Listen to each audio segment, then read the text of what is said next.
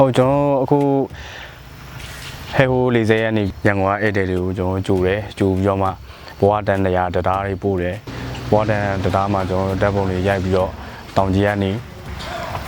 တမ်ဆန်ကူနောက်တိုင်ပြောမှကျွန်တော်နမ်ဆန်ကိုဒါလိုက်မနာပဲနဲ့ဒီမိုးနယ်ရှမ်းမကန်လို့ခေါ်တယ်ကျွန်တော်ဒီရှေးအောင်ဖျားတွေလေ့လာခဲ့ဒီရှေးအောင်ဖျားတွေဆိုရင်ကျွန်တော်နှစ်ပေါင်း100ကျော်ပြီကိုကျမတို့ရောက်ရှိနေတဲ့နေရာကတော့မိုးနယ်မြို့နယ်မှာရှိတဲ့ရှေးဟောင်း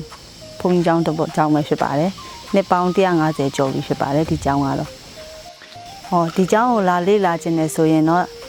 မြို့အဝင်တက်စီဆိုင်ဘေးကနေဝင်လာလိုက်ရင်9မိနစ်လောက်ပဲဝင်လာလို့ရပါတယ်ပမာတက်ကလေး1200ကျော်လောက်ကတည်းကဆိုရင်တော့ကျွန်တော်အခုဒီ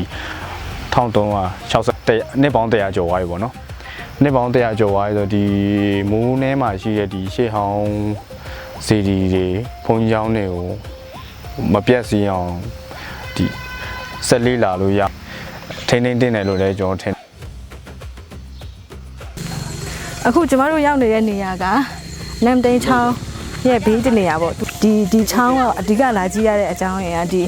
ရင်းနဲ့လူမျိုးတွေပေါ့ဒီချောင်းရဲ့ဟိုဘက်တစ်ဖက်မှာနေတဲ့ရင်းနဲ့လူမျိုးတွေနေ့စဉ်တဘာဝခရီးသွားလာတဲ့ပုံစံမျိုးပေါ့နော်သူတို့နေ့စဉ်ဘယ်လိုထက်တန်းနေကြတယ်ဆိုတဲ့ဟာလေးတွေကိုလာပြီးတော့လေ့လာတာပါ